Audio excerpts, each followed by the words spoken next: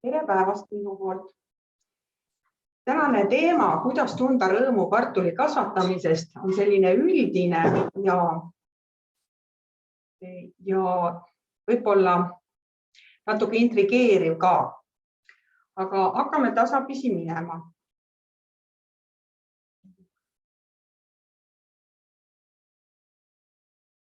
Nii.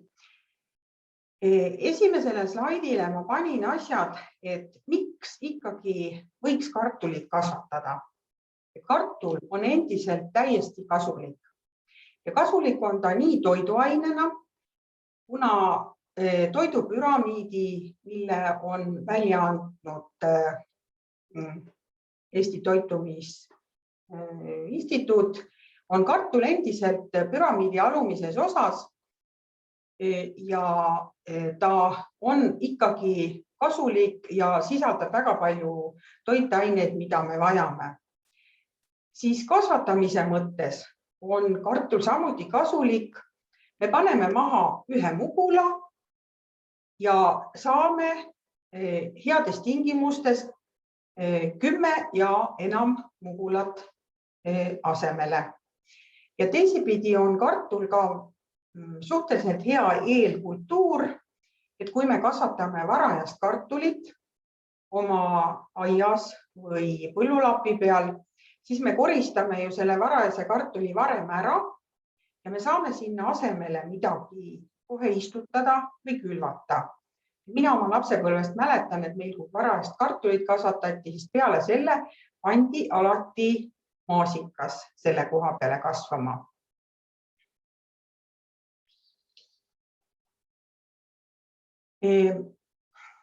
Kartuli kasvatamiseks on tänapäeval päris palju viise.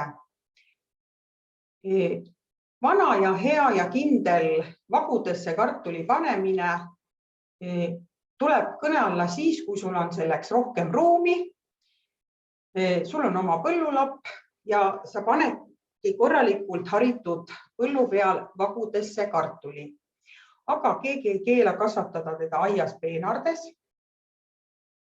või siis mulčitud maa-alal.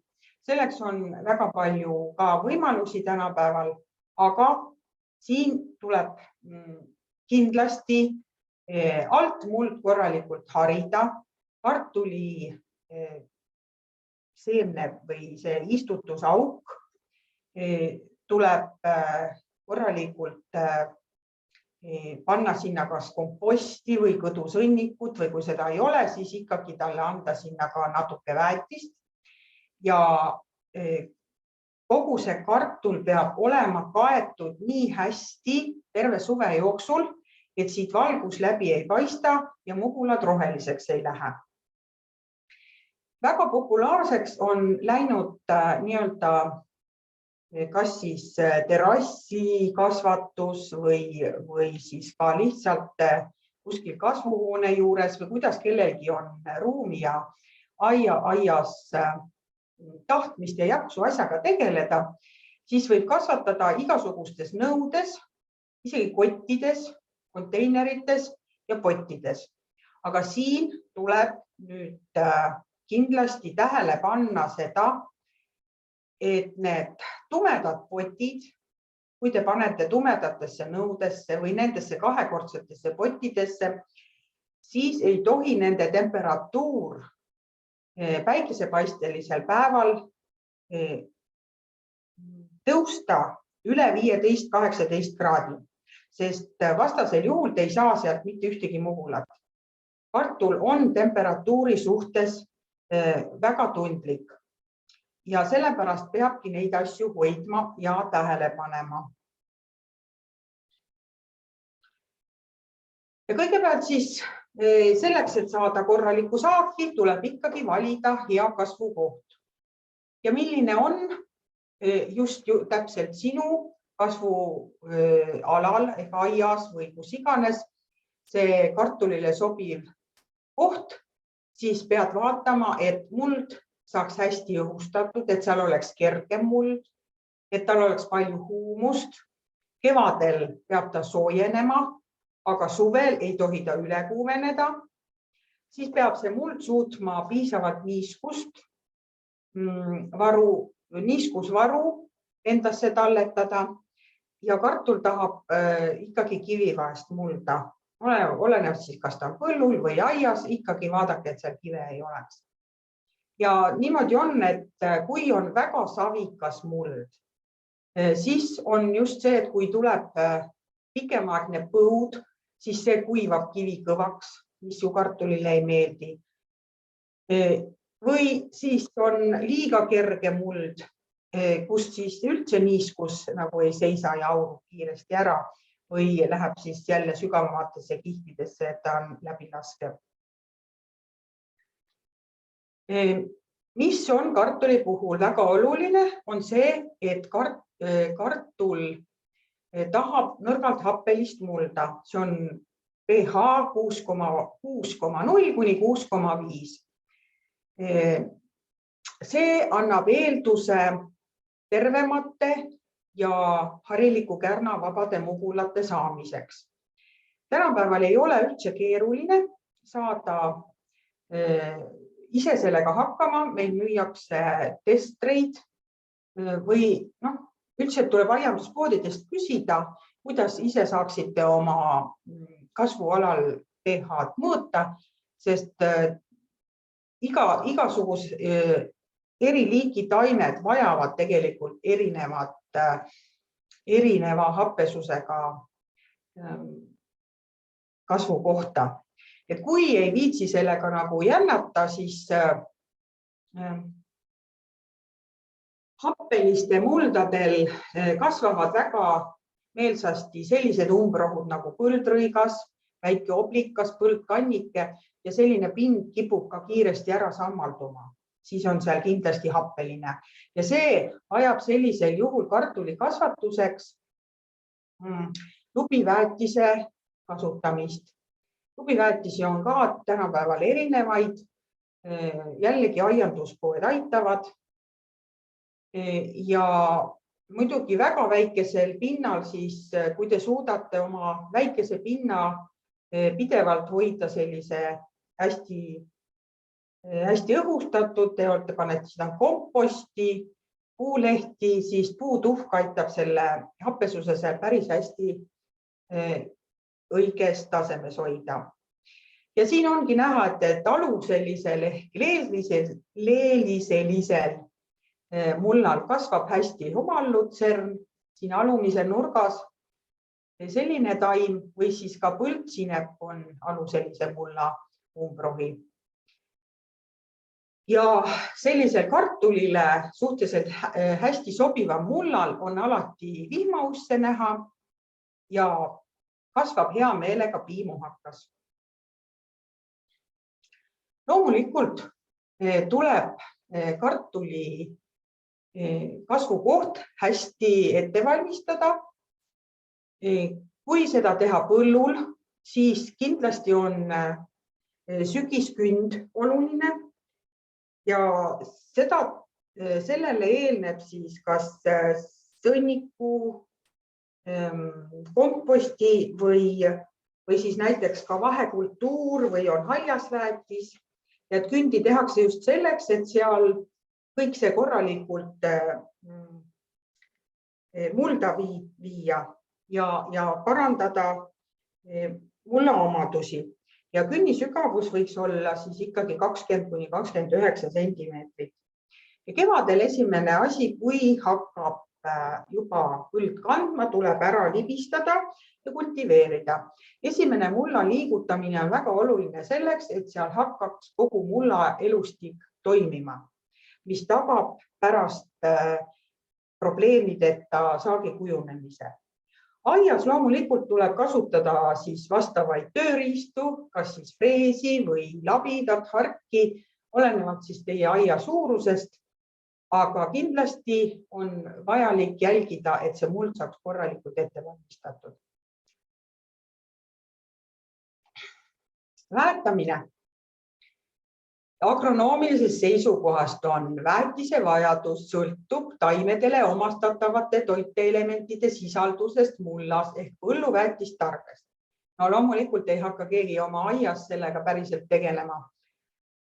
Ja lihtsalt tulebki vaadata, kuidas teie aias või põllulapil olukord on, kui palju on seal huumust, kas ta on plingiks jäänud, kas seal kasvavad taimed on viletsad või on seal piisavalt huumust, milles siis taimed on ilusad. Loomulikult siis kartul kasvab ka seal väga hästi. Mina ise olen seda meelt, et kasutada ikkagi kloorivaba kompleksväetist kartulil, sest see parandab kindlasti kartuli maitseomadusi ja aitab sellel taimel olla terve. Ja kes ei taha kasutada just neid mineraalväetisi, võib kasutada maheväetist. Ja üks näide on siin olemas, see on mustpärl. See on vetikate baasil toodetud väetis ja ta aitab taime niiskusrežiimi väga hästi.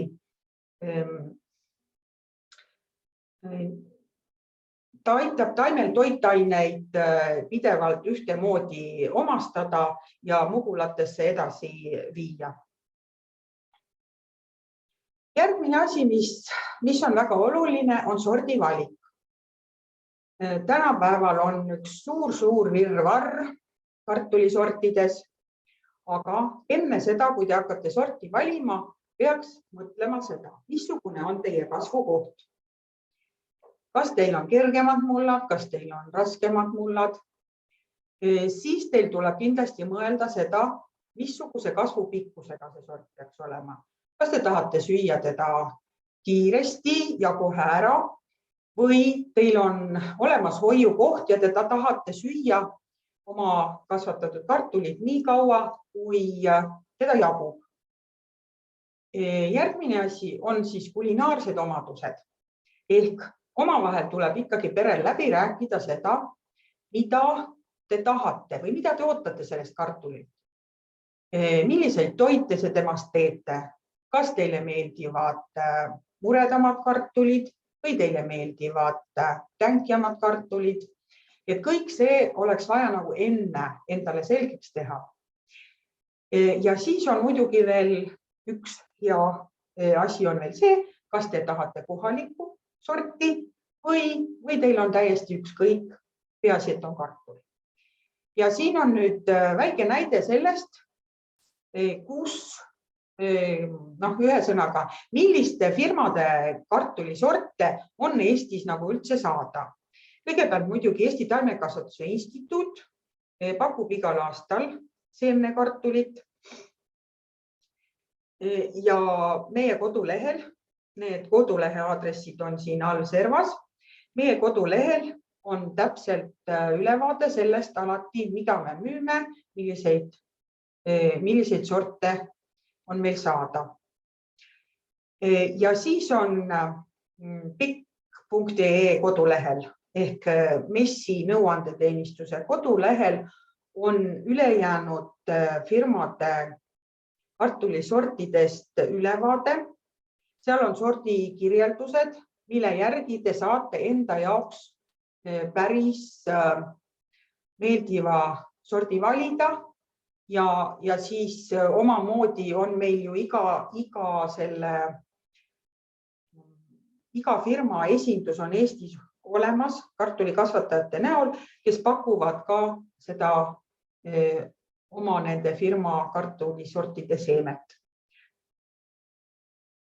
Siis, mis on täiesti ette ennustamatu, on meie ilmastik.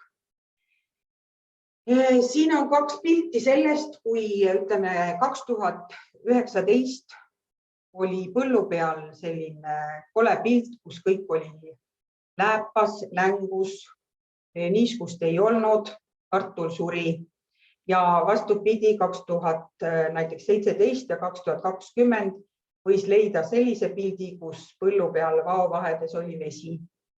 Nii et kartul suisa ujus seal. Sellisel juhul, et ilmastikuga natukenegi saaks rinda pista, tuleb valida võimalikult optimaalsed tingimused. Ikkagi lähtuvalt kartulist otsida talle siis teie meelest kõige parem koht. Aias on seda muidugi hea teha, aga põllu puhul võiks ikkagi vaadata ka, et ta oleks natukene kuhugile poole väikse kaldega, et liigvesi ei saaks sinna seisma jääda või teil oleks endal võimalik seda vett näiteks ära juhtida.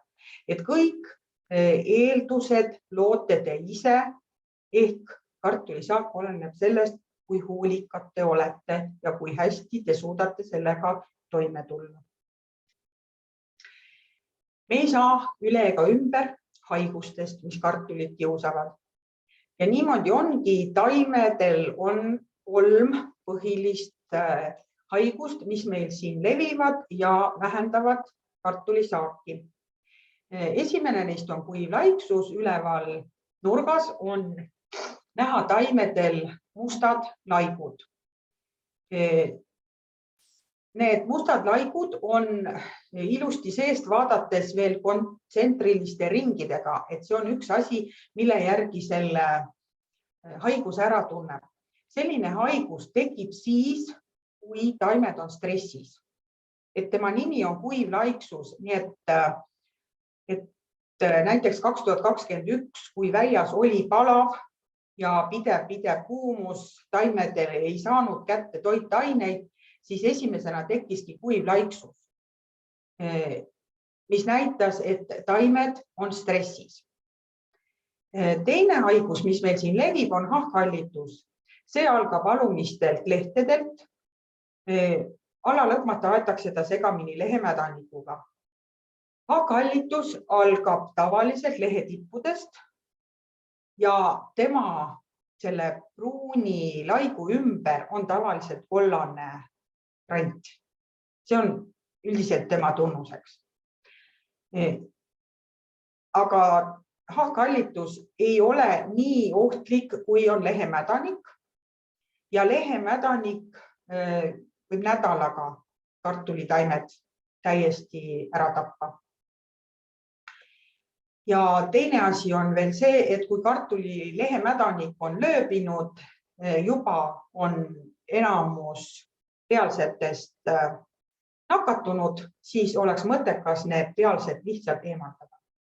Et lehemädanik ei läheks edasi mugulatesse. Näitan ära kohe selle, et siin ühe pildi peal on näha. Siin on kuivmädanikuga nakatunud mugul, et see ongi lehemädanik on läinud mugula sisse. Vihmad või suur niiskus on seeneeosed mulda viinud ja siis need nakatavad omakorda mugulat. Ja siin kõrval on teine kuivmäda variant, millel tuleb siis mugula peale sellised valged pustulid. Et sellise haiguse võib ka mullast kaasa saada. Aga mugulahaigustest on veel harilik kärn. Sellest ma rääkisin ka enne, kui ma mullahappesust rääkisin, et see harilik kärn levib just siis, kui muld on kuiv ja mugulate moodustumise ajal ei ole haigusel vett, siis ta kasutab noori mugulaid oma elutsükli edasi viimiseks ja tihtipeale on ikkagi ka sort on kärnaõrnem.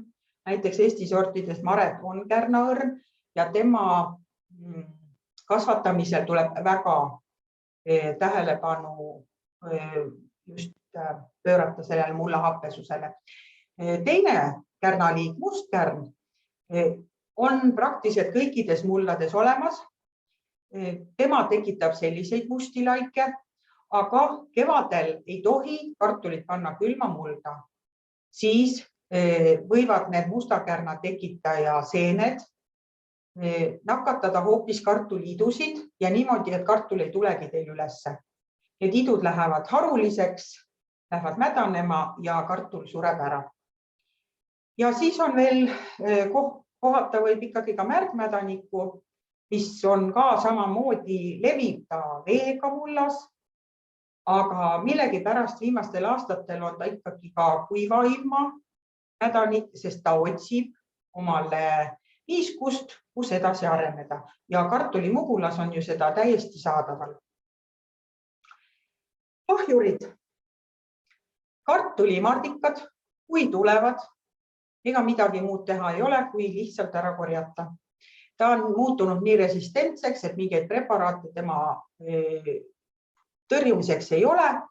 Ja niimoodi ongi siis nii mardikad kui vastsed korjake ära. Teine mugulaid kahjustav kahjur on öölane. Teda ei ole igal aastal, aga mõni aasta mingitel tingimustel on orase öölasi rohkem ja nende vastsed armastavad väga kartulit. Ja kui öölane on munenud kusagile sellisesse kohta, kus kartul juba kasvab, siis temaga neid kartuleid niimoodi uuristama hakkab. Ja kolmas väga levinud ja tihe kahjur on naksurlaste vastsed ehk traatussid. Ma arvan, et kõik olete näinud selliseid auke kartulil. Nii, selleks kõigepealt on vaja eelnevalt teil ikkagi teada, mis teil seal kasvas. Kui selle maa peal on olnud oras heina kunagi, siis see tähendab, teil on seal ka traatussid ja kuna nendelt on nende lemmiktoit ära võetud, siis nad söövad kõike, mis sinna kasvama pannakse. Ja kartul on väga tema lemmiktoiduks. Ja ega siin on ka niimoodi, et selleks, et seda noort kartulit teinekord päästa, võiks panna kartulilõike kusagile kaugemale, mida nemad siis sealt saavad süüa. Aga ma arvan, et väga palju neid ikkagi aias teil ei ole. Ja lõpetuseks siis paar slaidi sortidest ka. Ma praegust seemnekartuli seisu isegi ei tea, aga meil on Etkis igal aastal seemnekasvatuses täiesti erinev arv sorte. Siis me pakume erinevaid seemneklasse ja lisaks tavalistele sortidele on meil ka säilitussordid saadaval. Et praegu siin on mul Teele ja Tiina ja Mareti seemed, mis sel aastal meil ei olnud. Ja säilitussortidest on meil Jõgeva kollane, siin potis ja taldrikul, Ando ja väike verev vaieldamatult parim ahjukartul. Tegin ekstra selle ettekande jaoks pildid, siis kui panime panni ahju ja kui pärast kui võtsime ahjust välja. Et tõesti, kelle mulla peal kasvab, kasvatage omale jõulukartuleid. Ja ongi minu poolt tänaseks kõik. Ootan teie küsimusi.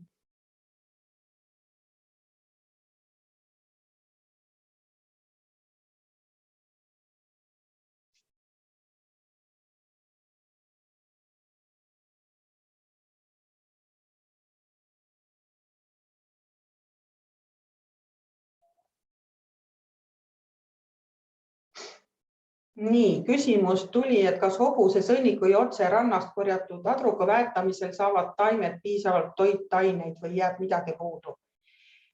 No isegi see värsket hobuse sõnnikut ei tohi kohe kindlasti panna. Ja see oleneb ka sellest, mis on selle mulla peal enne olnud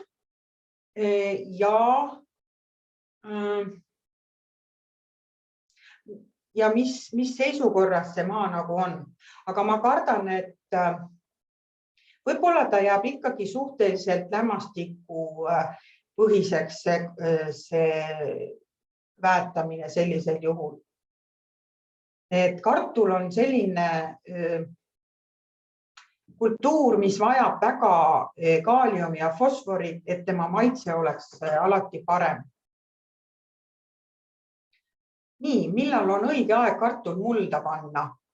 Siis, kui mulla temperatuur on vähemalt 10 kraadi. Ja kõige parem katsetes on kindlaks tehtud, et kõige kiiremini idaneb kartul pluss 13 kraadi juures. Nii, kuidas koduaias hoida kartuleid haigusvabad? kõigepealt kasutage haigusvaba seemet ja vahetage seda vähemalt iga 3 aasta järel. Tänapäeval on meil nii palju täisid liikvel ja meil on looduses sellised taimed,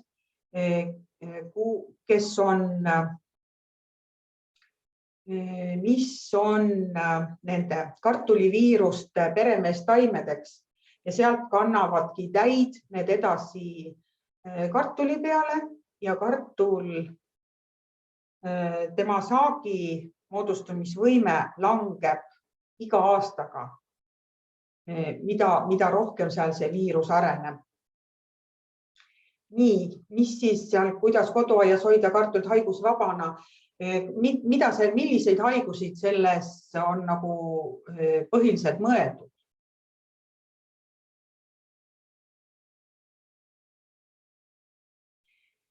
Kas seda tähtedega sortide tabelit jagate? Millist tabelit te mõtlete? Meie kodulehe peal on olemas see, millisesse klassi kuuluvad meie sordid ja ka selles MES nõuandeteenistuse lehe peal on sortidel juures, millisesse klassi tema kuulub.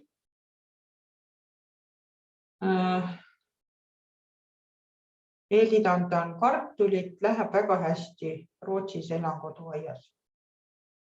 Ja eelidandatud kartul on loomulikult eelidandamine on väga hea variant.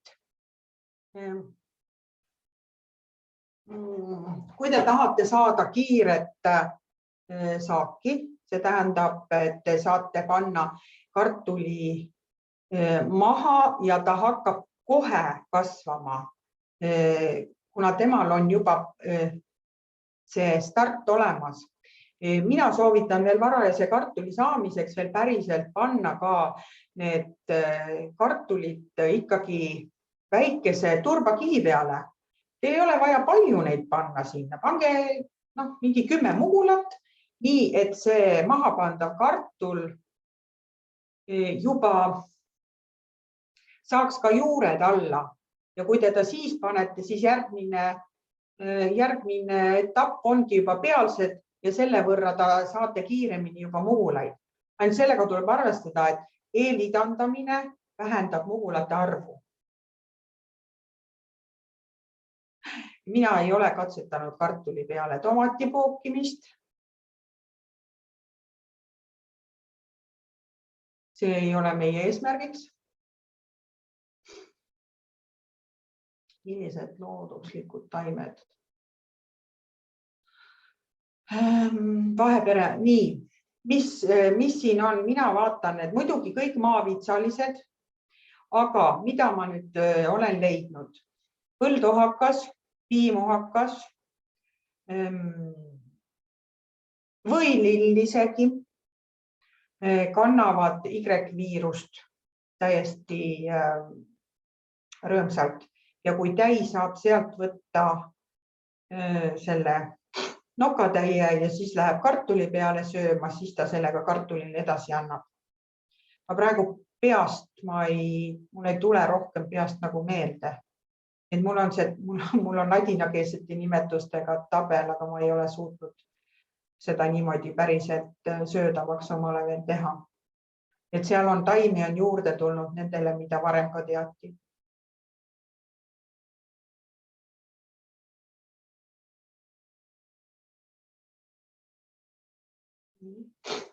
Kas on veel küsimusi või olen ma mõne jätnud vastamata? Ma vaatan kohe algusest peale.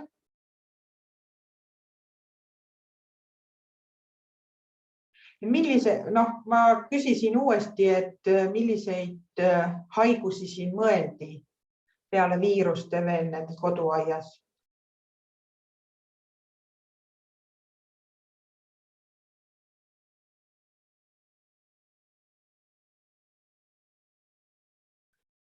Need viirused jõuavadki koos lehetäidega koduaeda. Siin eelmine küsimus oligi need vaheperemehed. et meie enam levinud umbrohud, ükskõik kui täi ju ka lendab ühest kohast teise ja kui tema leiab kuskiltki mõne sellise taime, kus on see kartuliviirus juba sees. Vaata seda, kui pika maa ta lendab, seda ma isegi ei oska öelda. Seda peab kuskiltki uurima. Sest iga liik, täil on nii palju liike ja minu meelest kõige paremini kannab kartuliviirusi virsiku lehetäi. Ja need tiibadega lehetäid lendavad päris korralikult.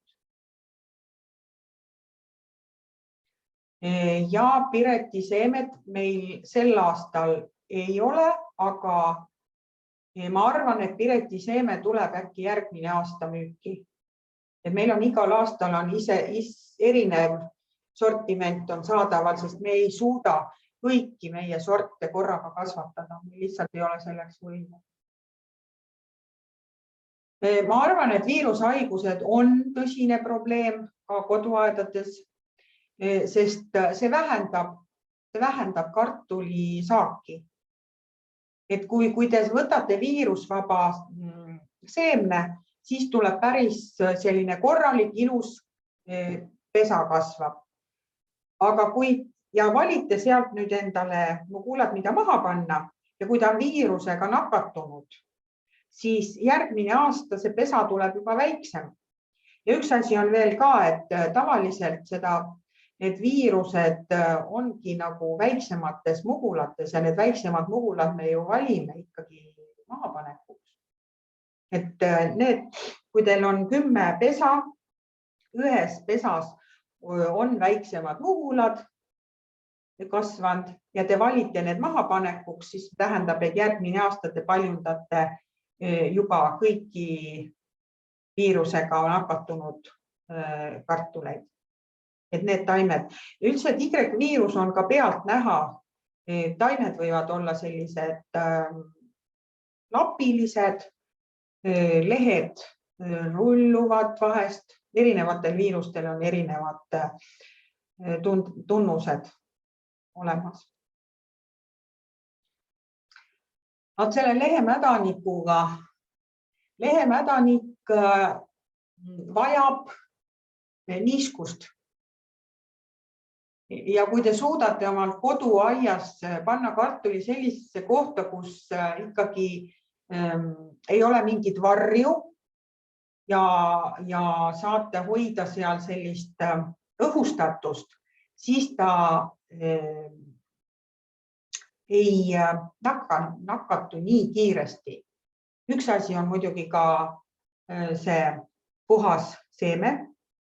Seal ei tohi üldse olla selle lehemädanikuga nakatunud mugulaid ehk kuivmädanikuga nakatunud mugulaid. Ja kui teil on juba koduaias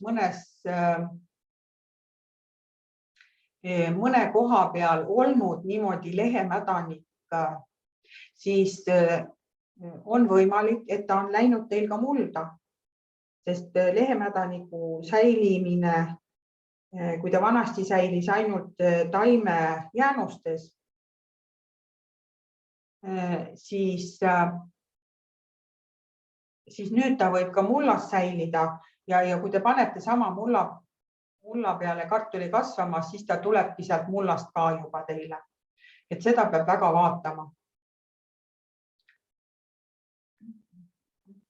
Nii, siis on lehemädanik nakatab kahjuks ka tomateid ja sellepärast öeldakse, et kartulit ei tohi panna selle kasvuhoone lähedale, kus tomat kasvab. Sest kui on juba kartuli peale tuleb lehemädanik, siis ei lähe üldse kaua, kui ta levib ka rõõmsalt teil kasvuhoonesse tomatite peale, sest ta tahab kogu aeg süüa.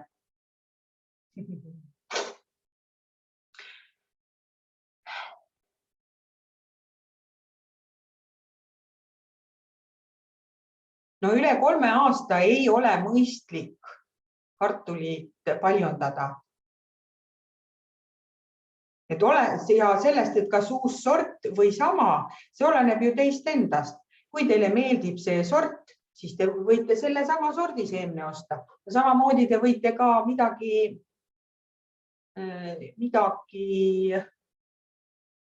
uut proovida, kuidas on pärandseemnetega. Kartuli puhul mingitest pärandseemnetest me ei saa rääkida. Meil on kartuli kollektsioon biotehnoloogia osakonnas ja kasvatada ja müüa saame me ainult säilitussordiks kuulutatud sorte. Siin oli vahepeal üks küsimus veel. Siin oli Odenwald, täpselt ongi niimoodi. Odenwaldi seemet saaksime kasvatada siis, kui Odenwald kuulutada, teha taotlused, et temast saaks säilitussort ja siis me võime teda hakata kasvatama. Et see oleks variant. Teist varianti praegu ei ole seaduslikult.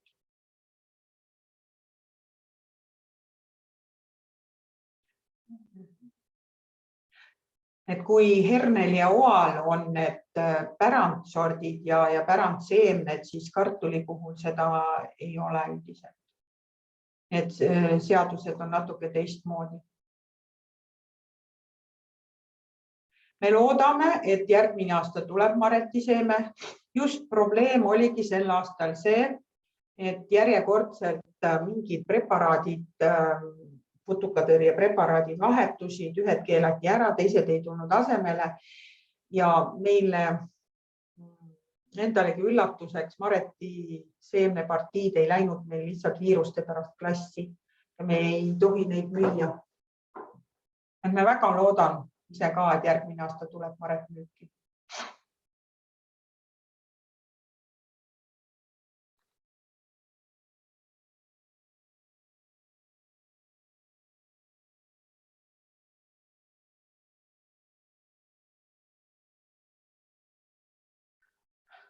Ja mina ikkagi soovitan kasutada vähemalt 3 aasta tagant korralikku sertifitseeritud seemet.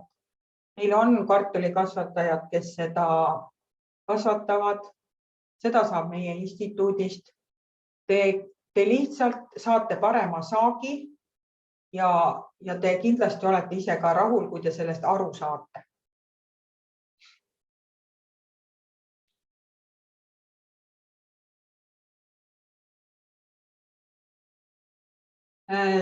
Olen kasvatanud kartulit seemnest huvi pärast. Kas see tähendab botaanilisest seemnest, seda, mis marjadest tuleb? Sellisel juhul, kui te olete nüüd võtnud ise marjast seemne ja siis taimed kasvatanud, kas te olete märganud, et seal võib olla teil täiesti erinevad asjad? Et seal ei pruugigi olla selle sama sordi moodi välja näha nende taimede järglased. Sest see botaaniline seeme, seal võib tulla täiesti, on see nali. Jah, see ongi see, et tegelikkuses kartul on ise tolmleja. Ja vaatamata sellele, et oli ikkagi sellest seemnet kasvatatud taimedel, ütleme, et kui seal on vanavanemate hulgas või kuskil on olnud näiteks kollase mugulatega sordil, on olnud punase koorega keegi vanematest sees, siis ütleme nüüd päris ausalt, minulegi ootamatult võib see tulla sealt taimedest välja. Et kuigi peaks tulema sama sort, aga tegelikkuses ei tule.